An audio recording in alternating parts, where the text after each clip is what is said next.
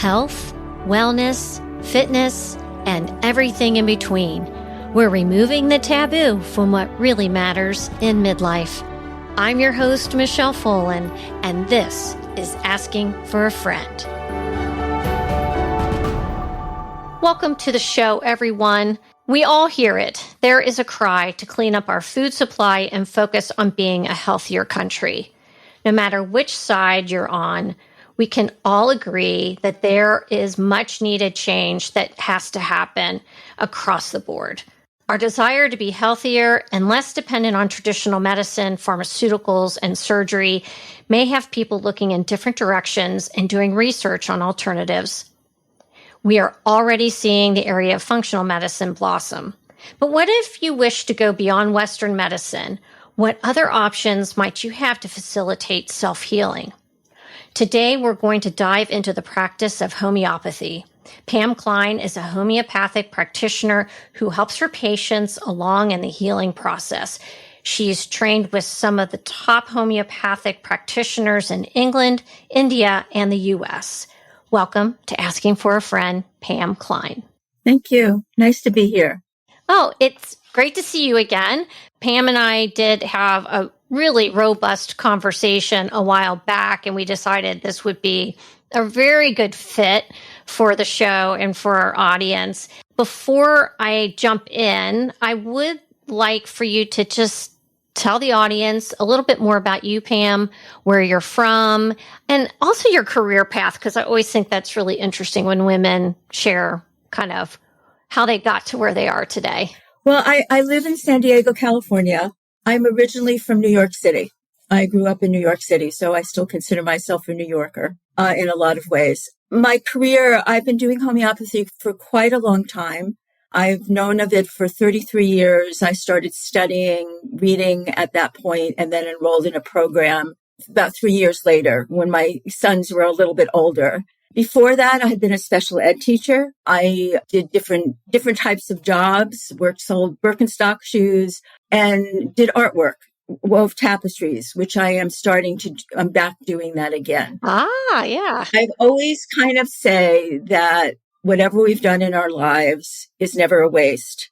We use it in some way or another, whether we're actually doing that particular type of work still. I mean, my background in special ed, I use obviously, and maybe even as an artist too, I use that because I look at when I meet with a patient as a homeopath, I'm putting together pieces. I'm witnessing the patient and putting together the pieces of the person to make this whole, to then know what homeopathic remedy to give to them. This is kind of interesting because, you're an artist, and so you still have this creative outlet with tapestries, but you're also a teacher. And I think many times that's something that gets missed in medicine is the teaching part.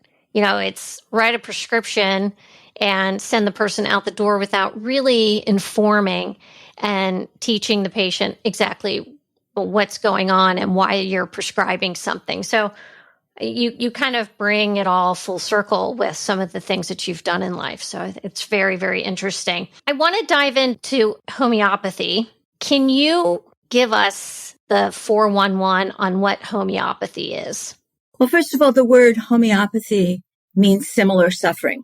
I mean, it's not a great line, but really it's kind of reflecting what the main principle of homeopathy is like cures like, giving the similar of what the person's experiencing in their health, in their symptoms, in their state of not being well, in the form of the homeopathic remedy. And there are over 4,000 different homeopathic remedies.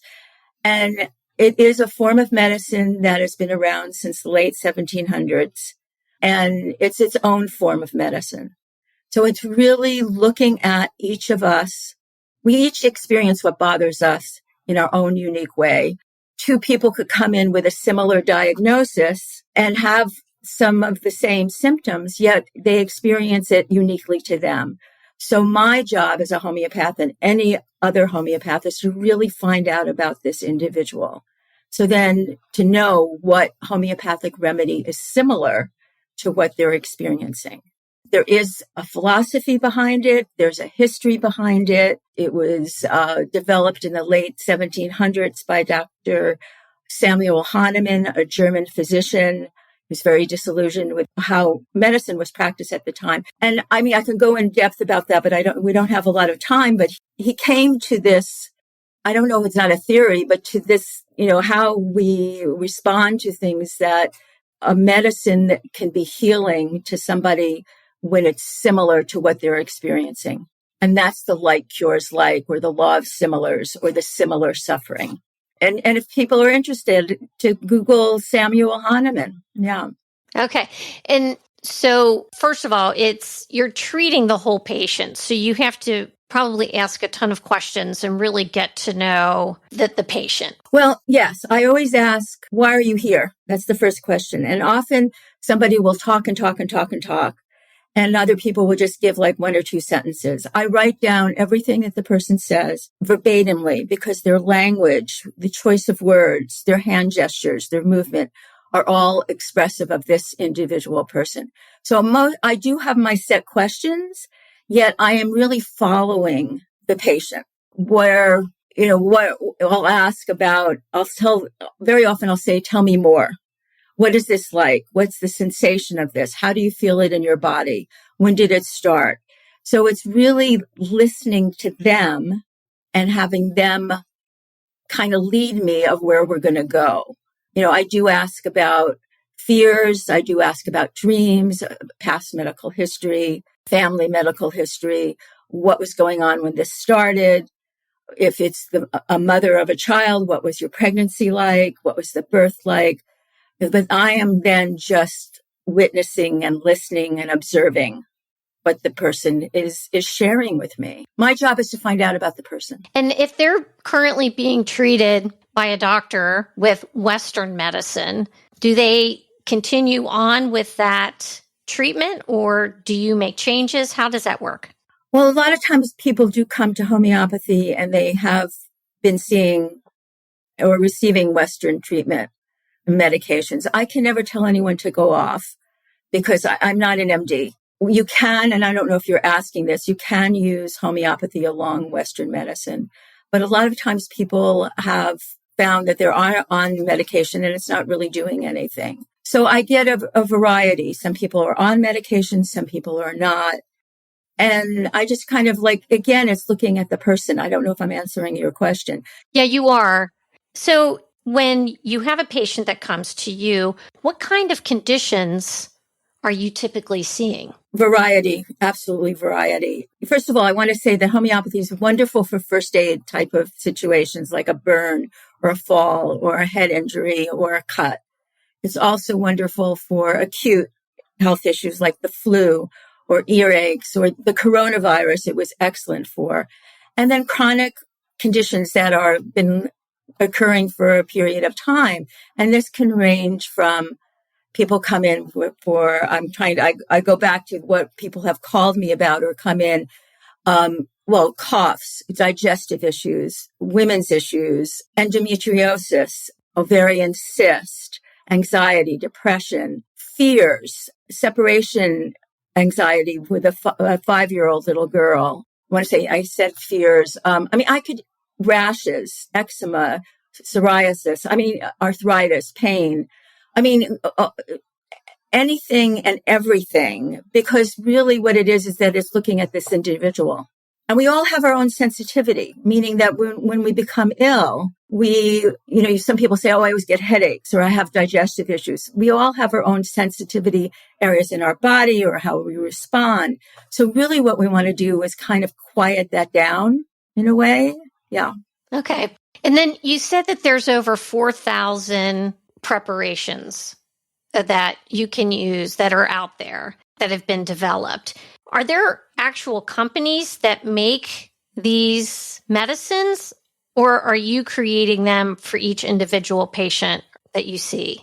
There are over 4,000 homeopathic remedies. They're made in homeopathic pharmacies in a very specific way that Samuel Hahnemann developed so many years ago.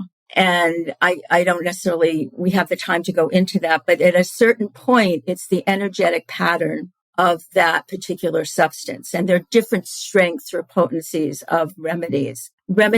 So I do not make them. I order from actually 2 pharmacies because I prefer them, one in Northern California and one in England. There are quite a few pharmacies all over the world, and there are different potencies or strengths. I don't know if the listeners have ever seen Arnica montana, which people often use as a cream, but it is a homeopathic remedy in a kind of a pill pellet form. And you often see the name Arnica. It's wonderful for injuries or falls or bruising, as well as that's a first aid kind of issue. But it's wonderful for someone might be in that kind of chronic state as a long going chronic state. And you'll see that it has a number and or an X or a C afterwards that indicates the strength or potency of that particular vial of the homeopathic remedy. Remedies are made from, and this is where it gets a little confused with other healing types of modalities. They're made from plants and herbs. It's not herbal medicine. It's made from the periodic table, like metals and minerals. It's made from animals, like the feather from a bird, milk from mammals, from animals that live in the ocean, from insects, from butterflies, from snakes, from spiders. Even the sunlight has been made into a homeopathic remedy. The mobile phone has been made into a homeopathic remedy, which I have given to several people. So that's why I say there's over 4,000, plus any substance that's on our planet Earth may have or can be made into a homeopathic remedy. And again, I'm saying that it's not herbal medicine. People often confuse it or think it is, Okay. So is someone out there doing research on adding to the remedies that you already have at hand? I mean, is there active development of new remedies? Yes.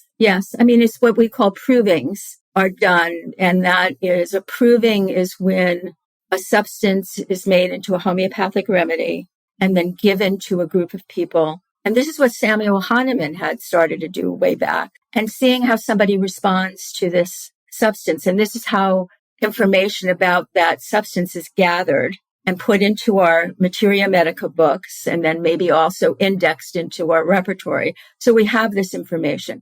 So yes, there are ongoing types of, I would say, provings of different substances. Like you take the periodic table again. Granted, those are things that we have, but someone may have done, I'm taking germanium, which is not something we know that much about, but that has over, maybe it was 5-10 years ago, was done in a proving to find out about it more. I don't know if that is. Okay, what's germane? How do you say it? Germanium. Yeah, what is that? It's on the periodic table. It's one of the like a mineral. Okay. Yeah. I didn't do very well in high school chemistry. I didn't either. I know the periodic table I never took chemistry, but I know it as a homeopath. I'm always trying to think of something else that's of a more recent. Aurum, which is gold, is a homeopathic remedy. Just any of those that are on the periodic table. Yeah. All right. What other healing modalities do people get confused with homeopathy? So you said herbal medicine was one.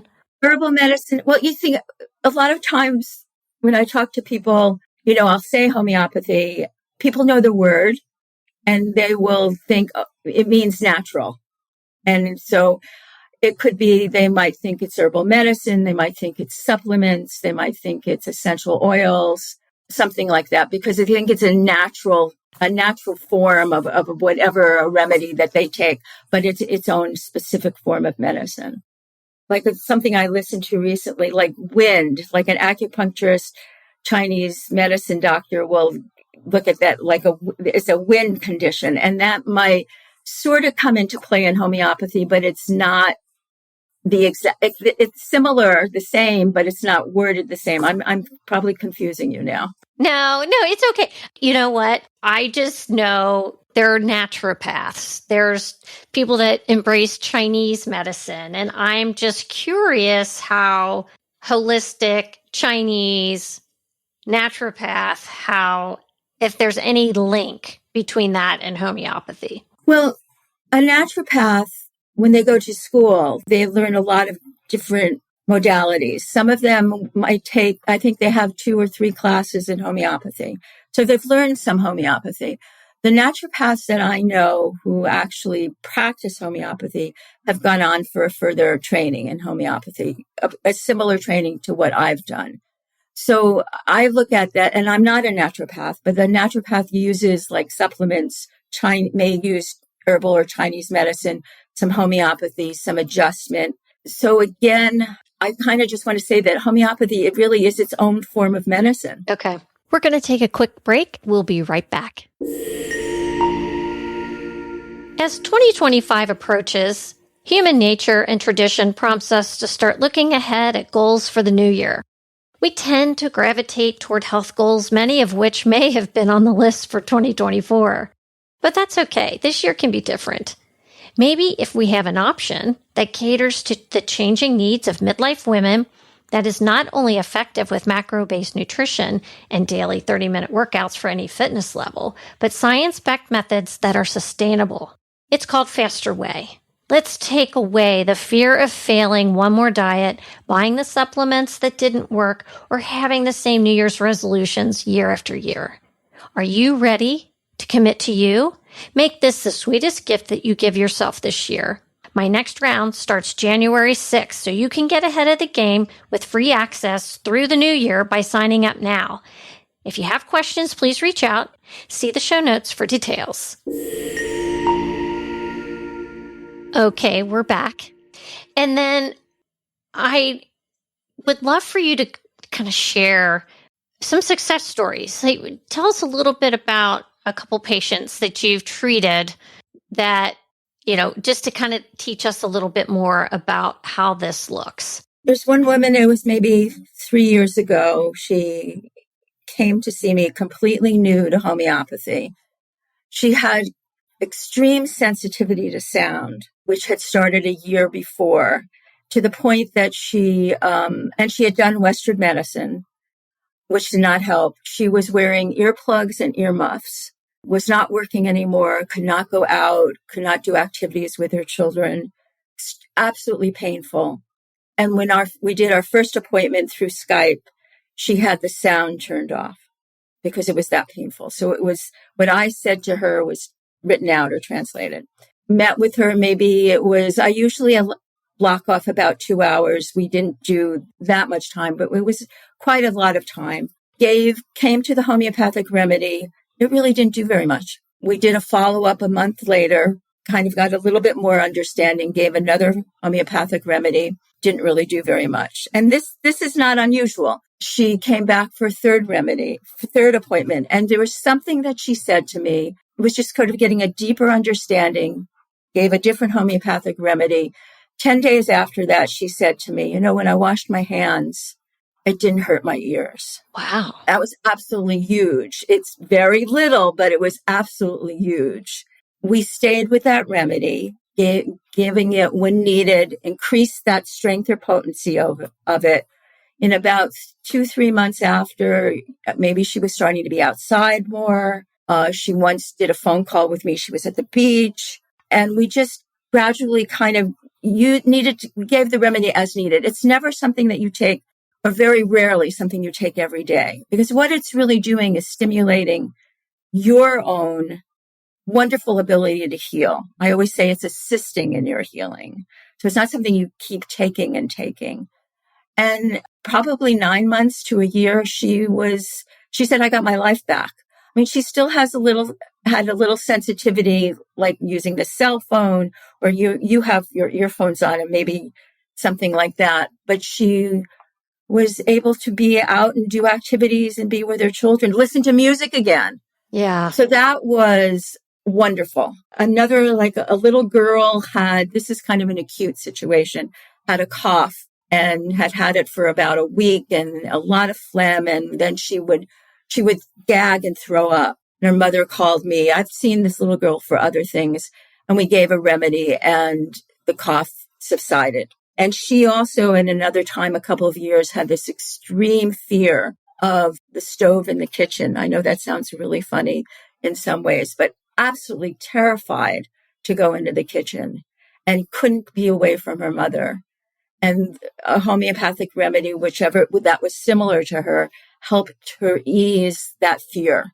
And then she was able to separate from her mother, to be in the kitchen. I mean, so it's not only just physical symptoms, physical illnesses or states. It's emotional as well, but everything is connected. It's not that we're parts. Yes, we're parts, but we're pieces of a whole. Right. Yeah. It does make sense. And then I've also saw that people had reaction to the coronavirus vaccine, not only a sore arm, but that they were certain symptoms arose. I mean, heart palpitations and stuff. And I've had a few patients that have really helped, that homeopathy has helped that. Oh, that's really interesting. Yeah. I say to people, it's never too late. You know, it's not like you have a time expiration that you have to do something right away to relieve, to help if something has happened. Because often when I'll ask somebody when they come in, well, when did that start? What was going on? And they could say 10 years ago.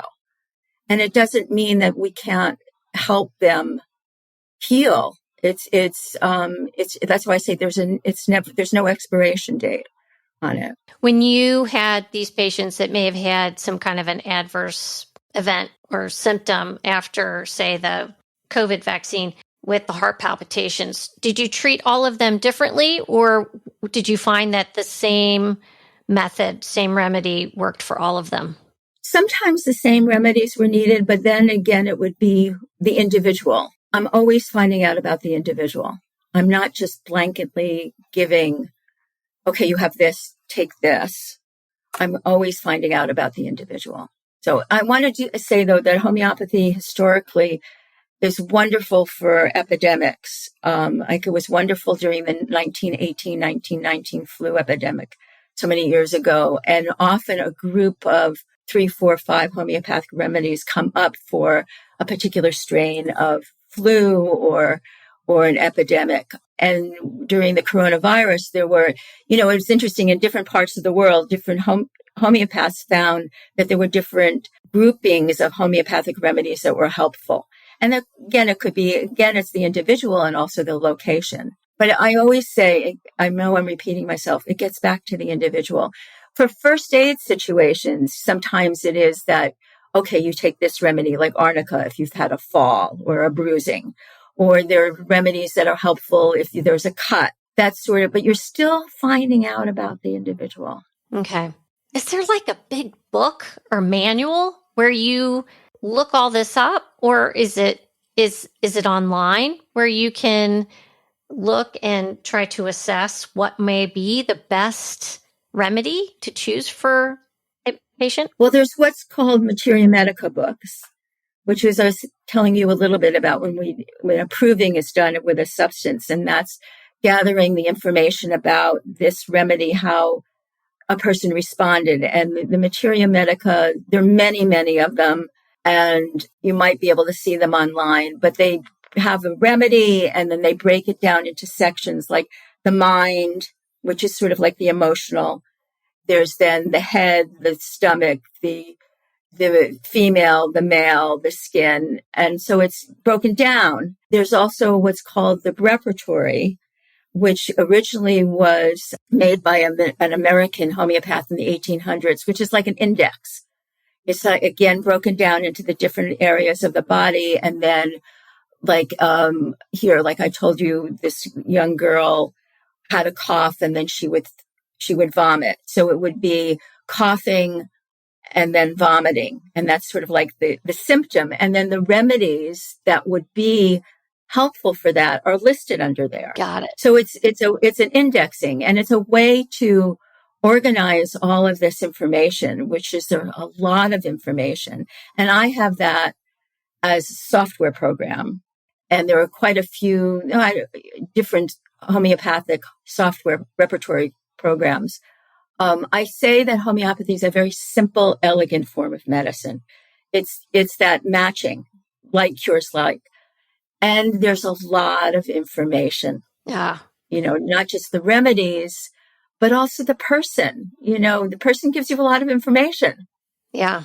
So that's where, to kind of like, what's the themes, what's important, what stands out. And I like the idea because I think you and I talked about this a while back, that I came from the pharmaceutical industry and a medical device. So I've got a good understanding of that. But I like the idea that the body has the ability to heal itself if it's prodded along in the right direction. And you and I had talked about this a little bit with last week. I was at a meeting. It was for Faster Way, the company that I work for. And Dr. Josh Axe, who is a functional medicine doctor, had a health crisis. And even though he does practice in a Western medicine environment, he really chose to go a more natural path, and with using food and other natural remedies to resolve his issues. And I'm wondering then, from your perspective, are you starting to make traction with doctors that are in Western or more traditional medicine? Are they starting to embrace homeopathy a little bit? I've been doing this for over 20 years. I can't say yes that they are. I would like to say yes. Homeopathy in the 1800s was in the United States, was medical schools and hospitals were allopathic and homeopathic medicine. So doctors were being trained in both. In the early 1900s, with the formation of the AMA and pharmaceutical companies, homeopathy got pushed out. There's no money in the homeopathic remedies. They're very inexpensive. And I have to say, there's more time taken to really find out about the individual. There are some MDs who go on and become homeopaths. They get training in homeopathy. And there's some wonderful MD homeopaths out there. I wouldn't say, I know people hear more about functional medicine and other natural, but I wouldn't say necessarily that I've seen that much of a change. I also write a newsletter and a blog. I'm very much about educating people. That kind of goes back to maybe having been a teacher, but letting people know that they have choices in their healthcare. That it's not just Western medicine, although, Western medicine has their place and can do some wonderful things. But some people are not doing well, even if they're doing Western medicine, and they have choices. And I'm very supportive of people in their choice, that they can, yes, continue maybe doing the Western medicine and also doing homeopathy. I always say, if you get your choice, I get my choice, or back and forth, and we're all so different. So I'm not sure if I'd like to say yes, that I think, as I said, people know the word homeopathy, but they don't necessarily know what it is. And homeopathy is practiced all over the world. Yeah. And I did some reading, and it looks like India, still in China, Germany, still there's in parts of Europe, it's still used quite often. So I just think it's kind of interesting that we know so little about it. I know. But it's been around forever. Yeah. I don't understand why that's the case. And in India, it's very much, there are medical schools and hospitals that teach and use homeopathy. So it's kind of more accepted there. England, South America. Just probably in every country, there are homeopaths. Hey, Pam, does food play a role in this at all? Food, in the sense that I very often ask a patient, is there a certain food that you crave? Is there a certain food that you have an aversion to? Because that's a piece of the puzzle. I'm not a dietitian. I'm not a nutritionist. So I'm not going to necessarily recommend a diet. Food, it's always good to eat healthy food. When we are feeling better in ourselves, we make choices to take care of ourselves better. We eat better. Very often moms, when I ask about their child's diet, they might feel a little uncomfortable because their child is craving a lot of sweets. even though, they're offering a wonderful diet. But this is kind of as I said, a piece of the puzzle. And I've had one little boy who had such a strong craving for sugar, would actually go in the cupboard and eat sugar. And that was, again, a piece of his picture. I won't move. And then he did not want his mother to leave to go to work, and he would be in absolute tears. And even the dreams he told me about were about that nobody loved him. And the remedy that was given really helped him in not only how he felt emotionally, but it decreased his eating of sugar.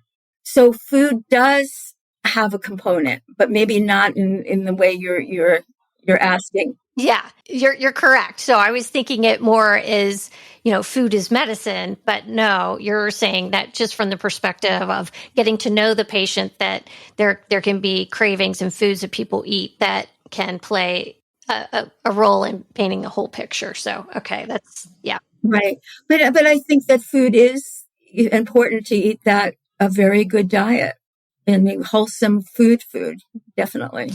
This is me going back to my pharmaceutical days, but are there any drug interactions you have to worry about with any of the homeopathic remedies? No, usually you're doing one remedy at a time. Okay. First of all, I will often say, I know that I would tell people don't start, another healing modality like acupuncture at the same time as homeopathy, because we want to know how you're responding to the homeopathic remedy. We don't want to just keep using something if nothing's happening, because it's energy.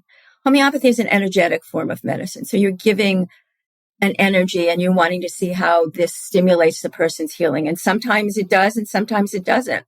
I will tell people sometimes maybe to drink less coffee, don't use electric blankets, that's energy. Mint, because there's some homeopaths who are very strict about not doing certain like mint or coffee because it can antidote the remedy. Again, we want to have as clear a picture as we can get about how the person's responded to this, how they're healing, so we know how to proceed. So, but there isn't a drug interaction, no. What about alcohol? No, but I do ask people, but again, that if somebody drinks a lot of alcohol or if somebody uses a lot of drugs, recreational drugs too, what is this? Again, this is a piece of the puzzle of the person. Right. Yeah. Well, and it can mask things too. So if you're drinking alcohol or you're doing drugs, it can mask your symptoms, right? And thank you for saying that. Very, very much so, because sometimes I will ask people, like if they're using a cream, if they have a skin eruption, can you use less of it? Can we kind of mix it with something else? Because the cream actually could be suppressive, could be masking. So we're not necessarily really seeing what the true symptoms are. And it's a way the suppression is a whole nother topic in a way, because a lot of medication is suppressive and it sort of pushes things down, and it doesn't necessarily, it's not healing. It's a Band-Aid. Okay. Now, how you told me that you do some virtual appointments. Do you prefer to do things in person? Is that more effective? No, not necessarily. In person is always the best. Anyway, I'm not an MD. I don't do a hands-on exam. I will look at a rash. As I say, I think in person is the best, but then some people, I have patients who are not local to San Diego. So we do work virtually, or that I can see them through Zoom or Skype or WhatsApp. And for some patients, I've known them long enough that sometimes we just do a phone call. Again, it's gathering the information is not just them telling me, it's through witnessing, it's observing, it's noticing a gesture, it's noticing a sign. Years ago, I had a little girl, and granted, this was in person. She was moving around my office, under my desk, behind the chairs, and this was showing her energy. This was showing her. And these are the things I want to see in a way. And then, so this child, and I'm not going to make an assumption that she had ADHD, but is that something that you all treat with? Yes. And maybe she did have ADHD. Well, sounds like she again, did. that's a label and a diagnosis. And for some people, they find comfort in having that label. I sometimes think it also kind of pigeonholes us. Homeopathy can be very helpful for that. Behavioral issues, children who are on the autism spectrum. I mean, I really could just list and list and list and list.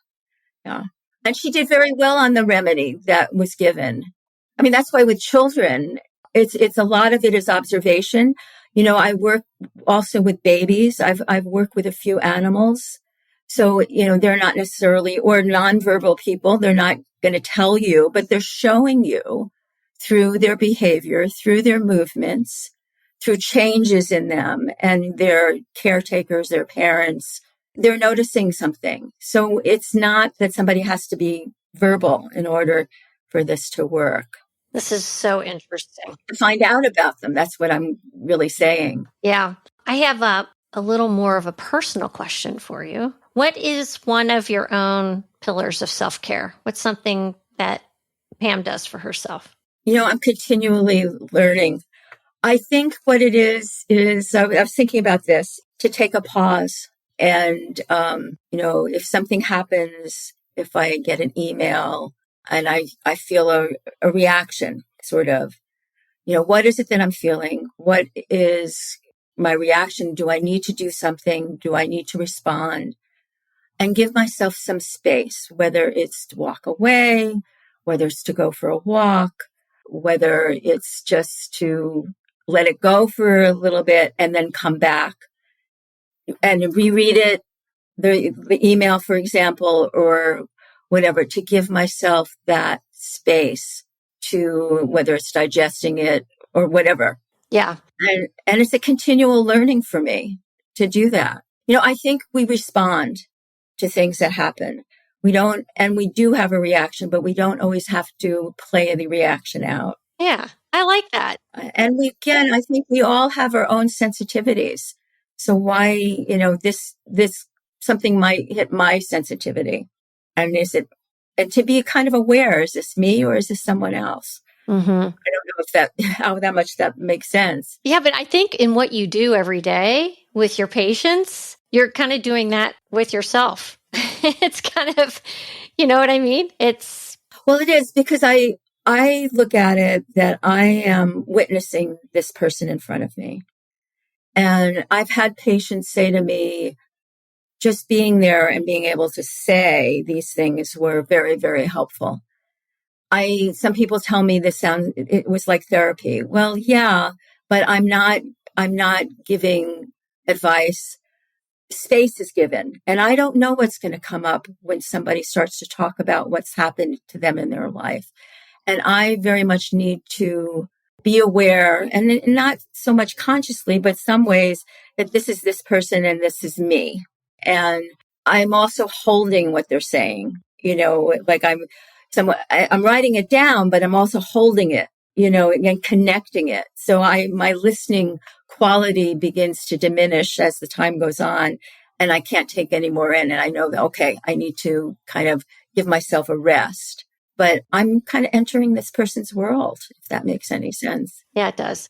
Very interesting. Hey, Pam Klein, where can people find you? Well, they might find me under Pamela Klein, too. And my website is www.homeopathytoheal.com. And that's Homeopathytoheal.com. I offer a complimentary 20-minute get acquainted call. It always is longer than 20 minutes. Very happy to talk to people to see if this is something they want to pursue. People often start to tell me about what's bothering them. I also do write a newsletter and a blog, again, because I'm about educating and about choice. And I do see people virtually. So not to think just if you're not in San Diego doesn't mean that you can't work with me. And if it's not me, maybe just even seek out a homeopath. Yeah. And I do work with babies through older adults, pregnant women, nursing mothers.